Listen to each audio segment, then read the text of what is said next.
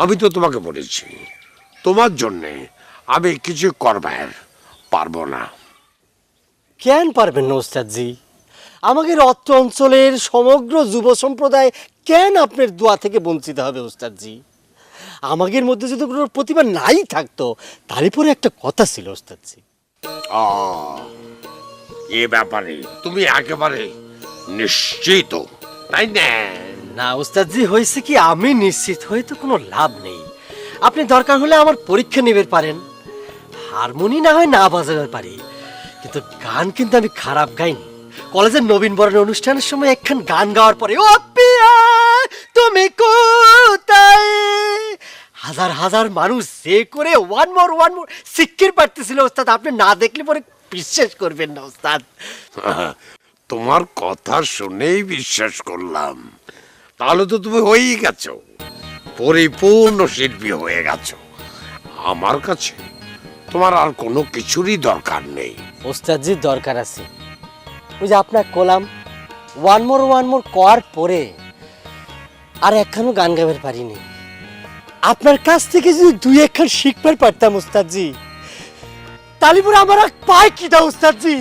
সর্বনাশ, কি বলছো তুমি?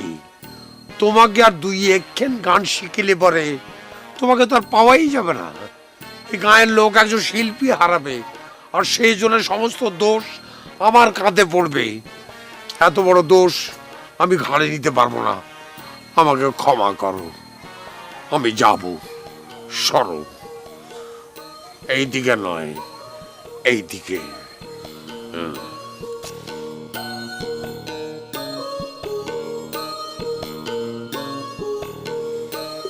ওরে বুইরে, মেয়ে মানুষের বুকে ধইরে গান শিখাও। যখন সাল পাল আসলে তো বুকে আর ধরতে পারবে না, সেজন্য শিখে পারছে না, আমি বুঝিনি। ঠিক আছে, টেন্ডিস্টারই শিখবো। কি হলো, এত শখ কইরা বোনরে লইয়া গেলা গান শিখাইতে, তে এখন বন্ধ হয়ে যাবে কেন? মুই তো আগেই মানা হরছিলাম যে এসব কোনো ভদ্র ফ্যামিলির কাম না। মোর কথা তো আর হনবা না, তে এখন কি হইলো, শিল্পীর শিল্পী সাধনা বন্ধ হয়ে যাবে কেন? সেটা তোমার ননদেক জিজ্ঞেস করো। গ্রামে খেয়াল গাওয়া শিল্পী বেশি হয়ে গেছে তো, সেজন্যই মনে করো যে আমার শখ মিটে গেছে। হঠাৎ তোমার ননদ যদি আবার খেয়াল গাওয়া শুরু করে। এত বছর হইছে বিয়ে হইছে, সাতমোহরের মানুষগুলারে মোর ভালো কইরা চেনা আছে। একটা পল্লী গীতি গাওয়ার ক্ষমতা নাই কারো, তারপরে আবার খেয়ালে শিল্পী আসবে কোথা দিয়া? সেটা তোমার ননদেক জিজ্ঞেস করো। আজকাল তো মনে করো যে পানির মধ্যে থেকেও ভুস করে খেয়ালে শিল্পী ভাইসি ওটা ধরিছে। বড় ভাই, তুই তো সবকিছু জানিস, খেয়াল গাওয়া কি অত সহজ? তোকে একটা কথা কইলো আর তুই বিশ্বাস করলু? আমি তো কারো কথা বিশ্বাস করতেছি না, খালি নিজের চোখে যা দেখেছি সেটাই করছি। কে রে, তুই আমার কাছে মিথ্যা কথা কলু কা? তুই আমার বড় ভাই না? বড় ভাইয়ের সামনে কি সবসময় সত্যি কথা কওয়া যায়? লজ্জা করে না? ভাবি তুমিই কও। মুই কি কমু, মুই তো পরের মাইয়া, হ্যার পরে আবার বরিশালের বদনাম আছে। উচিত কথা কইতে মোরা বাপরেও সারি না।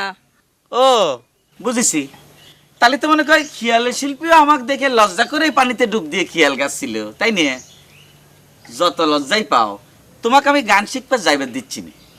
আমাকে যদি ওস্তাদের কাছে গান শিখবার যাইতে না দিস, তাহলে কিন্তু ওই যে মনি ফাঁকা ফিল্ডে গোল করে দিবিনি। ওর ফাংশনে যখন গান শুনে মানুষ কবি তোর বোনের সে মনি ভালো গান কয়, তখন তোর মুখ কোণে যায় দেখা যাবে। ঠিক আছে, তাহলে আমি তোর সাথে করে নিয়ে যাব।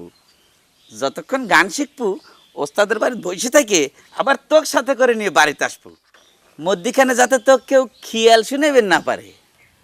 কই কি মগদেশে একখান কথা আছে, শিয়ালে যদি তরমুজের ক্ষেত চিন্না ফেলায়, তাইলে কি আর পাহারা দিয়া তরমুজের ক্ষেত রক্ষা করা যায়?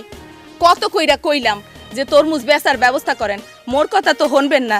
যেদিন দেখবেন বেবাক শিয়ালে খাইয়া গেছে সেই দিন বসবেন আনে মোর কথা।